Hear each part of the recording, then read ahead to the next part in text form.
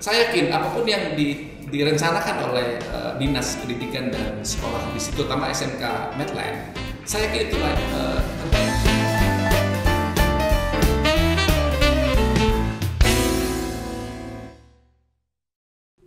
Hai, selamat pagi, selamat siang, dan selamat malam Bro and Sis dimanapun kalian berada. Kembali lagi nih di channel Medland School dalam segmen Brownies We Met Here. Bersama saya Surya yang akan menyajikan informasi-informasi yang menarik, informatif, dan juga kekinian. Seperti biasa nih Bro and Sis di rumah, kali ini saya nggak akan sendirian. Saya sudah ditemani dan kedatangan tamu yang sangat spesial, nggak kalah dari episode sebelumnya, yaitu Bapak Andes Wardi. Halo Pak, selamat datang di channel Brownies. Welcome to the jungle. Wah, standar COVID-nya tetap dijalankan ya Pak, luar biasa sekali. Pak Andes, apa kabar nih? Alhamdulillah, baik, sehat selalu ya Pak. Boleh diceritain dulu nih Pak, personality Bapak, pribadi Bapak ke Bro and Sis di rumah nih. Yang mungkin kita tahu Bapak Wardi ini, Pak Andes ini salah satu wali murid dari siswa di SMK Medland ya Pak. Boleh silakan Pak. Benar. Bismillahirrahmanirrahim. Assalamualaikum warahmatullahi wabarakatuh. Selamat pagi, selamat siang, selamat sore, selamat malam, apapun Anda menyaksikan video ini. Perkenalkan, nama saya Andes Wardi. Saya wali murid ya, orang tua dari Ananda Muhammad Bilal Ramadan yang baru saja bergabung sekolah di kelas 10 di SMK Medland Cilengsi ini. Jurusan hospitality ya Pak? Rencana insya Allah di jurusan hospitality. Nah, mudah-mudahan nanti bisa menjadi seorang chef. Wah, luar biasa, jadi mantap. Memang udah ada ketertarikan di dunia masak mungkin Bilal kali itu? Terus terang awalnya Bilal belum tertarik awalnya. Justru kami sebagai orang tua yang coba membuat dia tertarik di dunia ini. Karena kami melihat kira-kira masa depan yang cocok buat anak kami itu seperti apa. Jadi kita pikir ya mungkin kenapa akhirnya dimasukkan ke dalam sekolah ini ya, ini SMK, sekolah yang langsung mengembangkan kompetensi gitu ya, dan kompetensinya bisa langsung diterapkan dalam dunia kerja, dan kami pikir anak kami lebih cocok untuk sekolah seperti ini daripada sekolah umum. Betul. Gitu. Jadi ya kami pikir seperti itu, karena memang Bila tuh sebenarnya orang yang cermat, orang yang teratur. Kalau dia mengerjakan sesuatu tuh dia selalu berusaha mengerjakan yang rapi dan terbaik. Nah, kriteria SMK tuh memang seperti itu Pak. Nah, saya pikir ya lebih baik dia kembangkan potensi dia itu. Betul banget. Ya, di bidang yang saya pikir apa kira-kira ya bidang yang cocok buat dia gitu. Nah, terus terang awalnya dia belum punya ketertarikan, tapi ya kami lah saat ini, kami orang tua, saya dan bundanya, kemudian juga berharap juga nanti dengan pengaruh positif dari sekolah, akhirnya pelan-pelan nanti Bilal akan mencintai profesinya ya, Pak. ini ya, mencintai profesinya ini, dan betul-betul nanti dia bisa menjiwai nanti menjadi seorang chef. Wah, luar biasa sekali nih. Vision kedepannya udah tertata dengan baik nih ya Pak. Ngomong nih Pak, ngelihat dari sekolah-sekolah lain, kenapa Bapak milih SMK Medland nih buat tembatannya? Jadi ketika Bilal masih SMP pada saat itu, kita kan sudah berpikir nih, sekolah yang seperti apa yang akan Bilal jalani setelah SMP. Nah, akhirnya kita putuskanlah sekolah pariwisata. Nah, kita ketika ini dibangun, mall ini dibangun, kita kan pernah ke mall ini, mall Metropolitan Chelsea. Nah, kita jalan ini ada gedung gede, ini apa ini? Oh, ternyata ada tulisannya SMK pariwisata. Wah, langsung saya bilang sama Bunda, kita langsung parkir di depan, kita lihat tulisannya, kita foto. Nah, nanti kalau itu tuh baru bilangnya masih kelas 1 itu, kelas 1 SMP. Gitu. Udah langsung punya visi ke sana ya Pak? Sudah. Jadi setelah dia tamat, kita sudah langsung tuju ke sini. Nah, pertimbangnya apa? Kita lihat nih, wah ini bangunannya bagus sekali. Betul gitu banget Pak, 5 lantai. Pada saat itu kita lihat baru bangunannya gitu. Nah, kemudian yang kedua, di sekitar sini tidak ada SMK yang lain, sepengetahuan saya. Adapun tidak sebagus ini gitu. Nah, itu ketika saya lihat secara fisik di luar. Dan setelah akhirnya saya masukkan anak saya di sini dan kemudian berinteraksi, walaupun banyak interaksi melalui daring ya, tapi alhamdulillah ketika daftar ulang terakhir itu saya dapat kesempatan berkenalan dengan seorang guru yang baik sekali gurunya. Ketika saya bilang, boleh nggak saya touring untuk melihat seluruh lantai dan seluruh fasilitas sekolah ini, akhirnya saya dipersilakan untuk melihat. Masuk ruangan ini saya juga masuk. School tour ya Pak? Saya school tour ke kitchen dan segala macam, ada ruangan untuk simulasi tempat tidur dan segala macam. Iya. Saya bilang, akhirnya saya bilang sama istri saya bahwa ternyata saya tidak salah untuk memilih tempat sekolah buat anak saya. Dari segi fasilitas pokoknya mumpuni ya Pak? Iya. Wah, luar biasa. Oke nih Pak, ngomong-ngomong tentang masa kegiatan hari-hari nih Pak. Kegiatan harian Bapak diisi waktunya untuk apa aja Pak? Oh iya, saya itu profesi saya adalah seorang psikolog, Pak Surya. Saya psikolog, kemudian saya adalah praktisi di bidang pengembangan sumber daya manusia. Jadi saya itu memiliki, dulu saya bekerja di industri, ya saya lebih dari 20 tahun bekerja di industri sebagai di bidang pengembangan sumber daya manusia. Nah, kemudian dari tahun 2003 itu saya membangun perusahaan saya sendiri, yaitu konsultan pengembangan sumber daya manusia, di mana produk kami itu ada 5 besar. Yang pertama adalah pengembangan sistem manajemen sumber daya manusia di perusahaan. Ya. Yang kedua ada pengembangan sistem manajemen dan mengembangkan peningkatan pelayanan customer service excellent di perusahaan. Kemudian ada, karena saya psikolog dan saya banyak tim saya psikolog, itu kami punya jasa untuk assessment ya dan seleksi. Ya mungkin orang mengenal ada psikotes ya, pemeriksaan psikologi untuk calon karyawan baru, ataupun asesmen untuk karyawan yang dipromosikan dari staff menjadi supervisor menjadi manager, assessment standar kompetensi berarti apa? Bukan kompetensi, lebih ke arah asesmen psikologis. Psikologinya. I see. Asesmen psikologi. Assessment center untuk psikologi, baik untuk seleksi tadi ya, untuk promosi. Jadi karyawan yang mungkin dari upgrade gitu ya? Supervisor akan dipilih menjadi manager dipilih menjadi CM atau direktur. Nah itu kami yang melakukan assessment. Nah kemudian kami juga punya program yang terbesar itu adalah training, in-house training. Karakter building gitu ya Pak? Oh ya, in-house training kami memang lebih ke arah ke karakter building, soft skill. Jadi motivasi, leadership dan manajemen. Nah itu bidang keahlian kami. Dan terakhir saya juga buka konsultasi psikologis di kantor saya di dekat rumah saya. Jadi saya juga melayani konsultasi psikologis untuk remaja, dewasa, gitu ya. Segala usia gitu. Bukan segala usia. Kalau anak-anak saya nggak bisa. Beda treatmentnya mungkin ya Pak? Kalau anak-anak itu psikolog anak. Makanya ada pembedaannya karena memang treatmentnya berbeda seperti itu. Beda, jadi mungkin kebetulan saya background saya adalah psikolog klinis, clinical psychology. Jadi selama ini kan masyarakat juga tidak tahu bahwa dikiranya semua psikolog itu sama. Iya, sama. Berbeda. Treatment jadi beda. yang praktek seperti saya itu hanya psikolog klinis.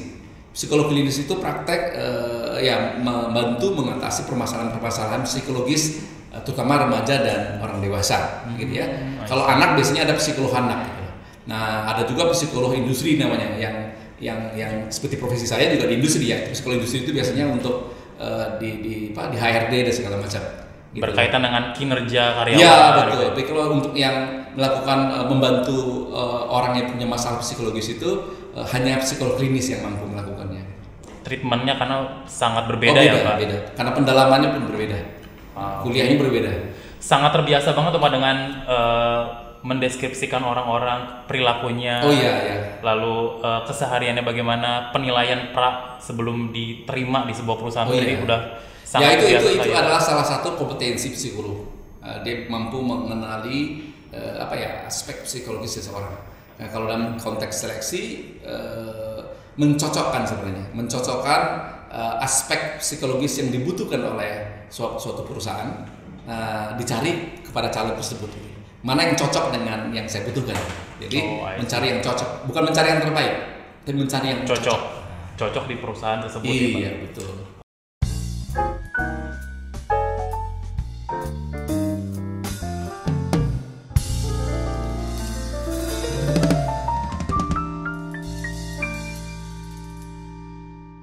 Oke nih Pak, ngomong-ngomong kan kita masih di dalam kondisi pandemik nih ya Pak.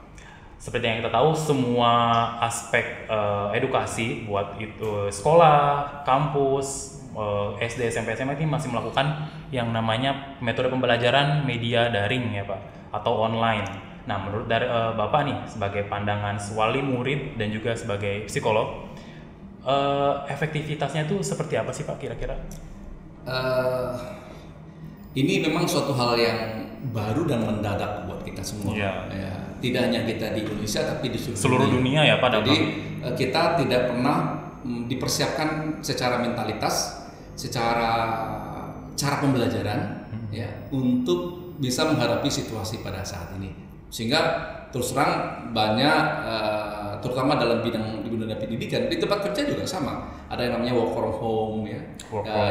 Bagaimana dibatasi jumlah karyawan yang ada masuk 50%, itu kan usaha untuk bagaimana mencegah penularan COVID ini. Memang ya, betul. COVID ini juga kita sudah sering dapat sosialisasi bagaimana cara penularannya. Nah, dalam dunia pendidikan tentunya awalnya dunia pendidikan juga shock dengan situasi seperti ini, dan saya merasakan karena saya juga saya punya pekerjaan sambilan, ya, yaitu menjadi dosen.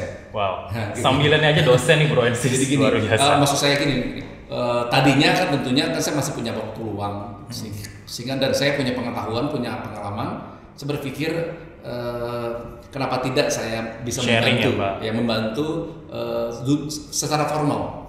Ya, kan selama ini saya training sebagai trainer di perusahaan untuk karyawan, untuk pegawai ya dari Sabang sampai Merauke gitu ya. Nah, saya juga sering melihat bagaimana anak-anak muda yang lulusan perguruan tinggi yang terkadang itu tidak link and match dengan pengetahuan dan keterampilannya terhadap dunia kerja. Sehingga saya punya semacam ambisi ya, punya apresiasi dengan pengetahuan dan keterampilan saya, pengalaman saya, dan mungkin persyaratan akademik pun saya memenuhi. Akhirnya saya mengajukan diri untuk mengajar. Akhirnya saya mengajar, sekarang sudah masuk ke tahun kedua. Dulunya 10 tahun yang lalu juga saya mengajar di beberapa universitas. Tapi karena waktu saya tidak memungkinkan, saya nggak bisa. Fokus usaha dulu ya Pak. Lalu sekarang saya juga mulai bantu lagi nih. Ini udah masuk tahun kedua saya mengajar di salah satu perguruan tinggi di Indonesia. Ya, saya merasakan bagaimana di bulan Maret akhir itu yang tadinya kita tatap muka, itu akhirnya kita belajar mengajar dengan daring. Ya. Jangankan siswa, kami aja yang pengajar itu fatigue, capek. Benar, gitu ya, capek, kemudian tidak jauh itu dengan klien juga saya pakai daring, Zoom gitu, sampai muncul ada istilah Zoom fatigue gitu ya. Lelah kita berada di depan screen gitu, karena suatu hal yang baru ya.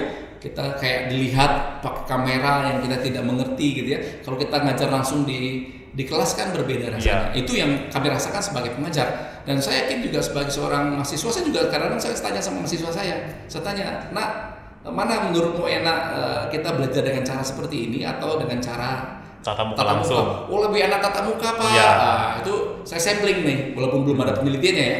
Tapi ya kita tahu situasi saat ini seperti ini gitu. Iya, mengharuskan seperti ini ya Pak. Kita tidak boleh melanggarnya gitu. Ya, jadi kita harus mempersiapkan bagaimana caranya supaya kita tetap bisa menghindari penularan ini. Kan caranya kalau tidak salah untuk memutus mata rantainya, penularannya kita cegah. Betul. Ya, sehingga ketika tidak ada lagi yang tertular, otomatis kan putus mata rantainya gitu. Betul. Nah, ya di dalam dunia sekolah ya terpaksa, walaupun banyak sekolah yang belum siap gitu ya. Tapi ya harus siap gitu loh. Harus siap, tapi yang dipikirkan bagaimana caranya menjadi lebih efektif. Itu yang jadi challenging buat seluruh tenaga pendidik dan lembaga pendidikan supaya lebih tetap efektifnya dijaga gitu loh. Benar Pak. Sasaran pendidikan itu tetap bisa terlaksana, tercapai gitu loh Pak Surya. Memang dengan kondisi yang seperti ini bukan jadi alasan untuk tidak belajar atau berhenti belajar ya Pak, karena memang ada media yang bisa kita gunakan dan jalani dengan cara online ini ya Pak. Jadi bukan alasan nih ada pandemik jadi kalian berhenti belajar, apalagi yang di rumah nih waktu luangnya diisi hanya dengan main-main, itu enggak banget ya Pak. Jadi harus tetap diisi dengan pembelajaran, memang dengan metode pembelajaran jarak jauh ya Pak. Oke nih Pak, dengar-dengar kan ada wacana dari pemerintah Kabupaten Bogor khususnya dan wilayah Provinsi Jawa Barat, itu akan ada wacananya nih ya Pak, kalau misalnya sudah membaik akan ada penerapan sistem belajar 50-50 ini Pak. 50% di sekolah, anak-anak datang ke sekolah, dan sisanya 50%-nya dari rumah. Menurut Bapak, dengan kondisi sekarang seperti ini, seperti apa nih Pak? Saya yakin apapun yang direncanakan itu adalah sesuatu yang terbaik. Betul. Karena sudah mengevaluasi yang sudah berjalan selama ini. Kan sudah berjalan kita mulai dari bulan Maret ya, Maret, April, Mei, Juni, ya.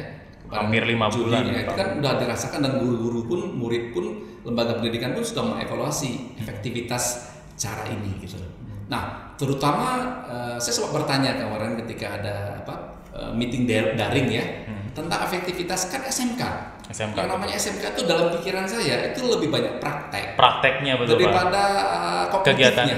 Betul. Kognitifnya lebih banyak prakteknya gitu. Betul Daripada masukin ilmu dalam pikiran, knowledge, lebih banyak skillnya gitu. Nah, saya berpikir bagaimana challengingnya gitu loh. Tantangannya untuk supaya skill ini bisa tetap sesuai dengan sasaran pembelajaran, sementara dengan cara daring. Nah, ini kan tidak mudah gitu. Nah, tapi saya yakin apapun yang direncanakan oleh Dinas Pendidikan dan Sekolah di situ, terutama SMK Medland, saya yakin itu yang terbaik, dan saya yakin Medland sudah mempersiapkan segala sesuatunya dengan baik. Contohnya sekarang saja, saya tadi datang berkunjung di sini, saya harus ngisi formulir, formulir yang harus isi. Kemudian saya diperiksa oleh satpam, lalu ada termostat, cuci tangan. Saya pikir itu kan justru di lembaga seperti ini justru protokol itu dijalankan dengan baik. Gitu. Dan untuk di SMK Medland ini ada bagan khususnya, yaitu COVID-19. Jadi ada gugus COVID-19 yang dimana mengawasi kegiatan yang ada di sekolah ini. Jadi kalau misalnya ada yang tidak mematuhi standar protokoler, jadi harus ditegur seperti itu Pak. Jadi ada badan khusus yang dibuat oleh Pak Kepala Sekolah guna untuk tetap mengawasi kegiatan yang ada di sekolah dan tetap memenuhi standar begitu Pak. Oh iya. Jadi pembiasaannya seperti itu, mulai dari ada fasilitas yang ditambah untuk wastafel di setiap lantai, lalu ada pengecekan suhu badan setiap kali ada tamu ataupun siswa yang masuk, itu harus dicek dulu, dan betul tadi Pak, mengisi formulir. Jadi kita tahu nih kegiatannya apa aja, selama berapa jam, seperti itu. Kalau untuk menurut Bapak sendiri nih, dalam efektivitasnya dalam belajar melalui media kan memang ada kekurangan ya Pak, mulai dari mungkin fokusnya berkurang kalau misalnya menggunakan media. Harapan Bapak nih buat orang tua di rumah dan juga Bapak sebagai selaku wali murid juga mengenai tentang pembelajaran online dan wacana tadi Pak, seperti apa? Iya, pertama untuk masalah belajar online di rumah ya, itu sih justru karena dalam kondisi terpaksa ini gitu ya, merupakan kesempatan buat orang tua ya untuk mendekatkan diri dengan anak. Gitu loh Pak Surya. Kami rasakan, saya sama bundanya itu bergantian. Mungkin selama ini kita betul-betul melepas anak kita ke sekolah. Kita tidak tahu keseharian mereka di sekolah. Nah, sekarang kita sebagai orang tua punya kesempatan, justru punya waktu lebih untuk mendampingi anak kita gitu ya. Mungkin ya repot pekerjaan di rumah, memang betul diakui pekerjaan di rumah itu sangat repot sekali. Gitu, sangat repot sekali. Namun orang tua akhirnya sekarang saya sama bunda tuh pekerjaan di rumah itu harus selesai sebelum anak-anak mulai belajar online. Jadi kita sudah pagi udah beresin semua itu. Ya bunda udah masak segala macam. Nah, jam 8 udah beres, udah duduk dengan anak. Gitu loh, melihat anak untuk belajar gitu loh. Jadi ya justru menurut saya ini kesempatan buat orang tua untuk dekat dengan anaknya, berinteraksi yang lebih, kemudian ikut juga belajar. Ya. Saya dan istri saya, bunda mengatakan bahwa bunda juga ikut belajar nih, bukan hanya Bilal yang sekolah. Bilal ikut menyimak juga ya Pak. Apalagi nih pelajaran SMK-nya menarik ya, ada mata pelajaran tentang masalah kesehatan, hygiene, bahan makanan. Bahan makanan tuh buat ibu-ibu tuh cocok sekali, penting banget. Jadi saya bilang nih, wah ini istri saya juga ikut belajar juga. Ikut belajar sekolah juga ya Pak. Gitu. Akhirnya ya diskusi dengan saya. Jadi menurut saya justru pembelajaran daring ini ada sisi positifnya. Ya memang sehingga interaksi anak dengan orang tua jadi bisa semakin meningkat. Kemudian juga tentunya orang tua juga betul-betul harus memberikan waktu luang ya untuk memperhatikan anaknya gitu.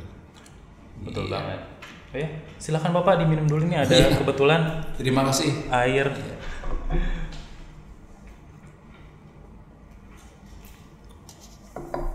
Jadi kalau bisa disimpulkan, lebih ini ya Pak, pasti ada sesuatu yang manfaat atau hikmah di balik setiap momentum ataupun pandemik seperti ini ya Pak. Jadi selalu ada sisi positif yang bisa diambil gitu ya Pak. Tentu. Dan bahkan saya berpikir begini ya, walaupun belum ada penelitiannya, mungkin udah ada yang meneliti ya, saya belum baca jurnalnya ya. Kita tahu bahwa anak-anak sekarang itu justru mereka itu sangat hidupnya tuh dengan handphone, betul, dengan gadget gitu. Milenial ini memang gak jauh dari gadget ya Pak. Iya, justru saya sempat berpikir jangan-jangan bisa jadi ini buat mereka ini efektif. Nah, karena memang keseharian memang dengan gadget ya Pak. Iya, cuman yang fatigue itu nanti pengajarnya. Betul. Pengajarnya akan stres. Terus terang stres. Saya pengajar, stres untuk bagaimana menyiapkan materi ajaran dan metode ajaran ini supaya efektif. Apalagi disampaikan melalui media ya Pak. Kadang kan ada kendala di sinyal, jaringan ataupun kuota kan. Betul. Dan untungnya beberapa provider udah mulai menyediakan free atau bahkan hanya membayar Rp1 untuk satu online online apps itu Pak, hanya membayar Rp1 kalau nggak salah itu kalau. Alhamdulillah. Jadi udah mulai disupport nih dari provider. Iya. Semoga provider yang lain pun ikut melakukan hal yang sama ya Pak. Amin. Oke nih Pak, terakhir untuk himbauan kepada sesama orang tua murid mengenai kondisi di COVID-19 ini Pak, pandemi saat ini. Ya, dalam segi apa nih? Dalam sisi di rumahnya atau dari segi di rumah dan juga dari segi sekolahnya. Ya tentunya ya intinya begini, kita kan tahu bahwa sebenarnya sederhana untuk memutus mata rantai COVID ini. Ya, selalu digembar-gemborkan, cuman sederhana. Kalau misalnya kita berinteraksi dengan orang, kita pakai masker, gitu ya. Kalau perlu kita tambah lagi dengan face shield. Sekarang harganya cuma 12.500. Makin terjangkau ya Pak. Face shield, masker juga murah, setiap hari diganti, dicuci, ya. Kemudian selalu kita cuci tangan. Kalau kita pergi kemanapun, hindari kita memegang. Saya tidak pernah megang lagi, ya. Nanti dicuci lagi tangannya itu. Nah kemudian jaga jarak. Nah itu saja menjadi kebiasaan kita. Insya Allah itu sudah bisa mencegah penularan. Nah, tindakan preventif. Dan kita dan keluarga tentunya. Betul. Kita dan keluarga. Nah. Kemudian misal tentang pembelajaran ya, ketika ada rencananya nanti sekolah akan melakukan pembelajaran 50-50. Ya saya pikir tentunya Medland sudah mempersiapkan protokol yang sangat ketat. Dan saya percaya itu. Saya percaya itu bahwa pasti itu lebih baik dibandingkan kalau seandainya kita pergi ke tempat umum. Ya mungkin orang tua yang tidak sadar pergi ke pasar Cilengsi, gitu ya. Komo itu kan lebih berisiko riskan ya, gitu loh, daripada ke sekolah yang udah jelas sekolah ini sudah mempersiapkan segala sesuatunya untuk demi keamanan anak-anak kita. Dan saya mengerti, paham ada dua jenis orang tua. Iya betul. Nah, ada yang dua orang tua yang justru katanya kalau saya lihat di media sosial itu udah bosan juga ngeliat anaknya di rumah gitu loh. Bener ya dengan gadgetnya, dengan belajar daring dan dipikirnya itu tidak efektif dan dia pengen segera anaknya di sekolah. Lagi. Nah ada lagi tipikal orang tua yang fobia itu adalah yang takut berlebihan. Wah dia langsung protes ketika ada rencana bahwa nanti ada mulai masuk pembelajaran tatap muka. Nah jadi saya sharing kepada orang tua. Ya kita harus yakin bahwa institusi tempat anak kita belajar ini di SMK Medland ini pasti mereka menyiapkan prosedurnya dengan sangat baik. Betul. Ya dan bahkan sangat baik daripada kita berada di jalan umum gitu Pak Surya. Betul banget nih Pak. Jadi untuk mempersiapkan wacana 50-50 ini juga sekolah kami memang sudah sangat mempersiapkan dengan matang nih Pak, mulai dari staf pengajar yang akan nanti dilakukan tes swab ataupun mulai dari segi fasilitas sekolah yang ditambah di setiap corner ada wastafel untuk mencuci tangan dan juga pengisian formulir yang biasa dilakukan dan penciptaan atau gugus COVID ini yang mengawasi setiap kegiatan dari sekolah. Itu salah satu kegiatan guna mempersiapkan 50-50 pembelajaran ini Pak. Oke, mungkin itu saja ya Pak pembahasan kita. Baik, terima kasih. Untuk Bro Ensis di rumah, itu dia pembahasan tentang wacana pembelajaran 50-50 di sekolah nih. Buat kalian Bro Ensis di rumah yang belum subscribe, please tekan tombol subscribe-nya. Jangan lupa ditekan lonceng notifikasinya juga agar kalian selalu update nih apa aja video yang diupload di SMK Medland. Dan sekali lagi Pak Andes, saya ucapkan terima kasih banyak sudah menyempatkan waktunya di tengah kegiatan yang sangat sibuk ini. Tetap beraktivitas ya Pak. Iya. Dimaksimalkan waktunya dan juga efisiensi dan juga tetap menjaga standar protokol kesehatan ya Pak tentunya. Buat BroNis di rumah, jangan lupa untuk selalu menyaksikan video-video kami lainnya. See you in the next video and bye-bye.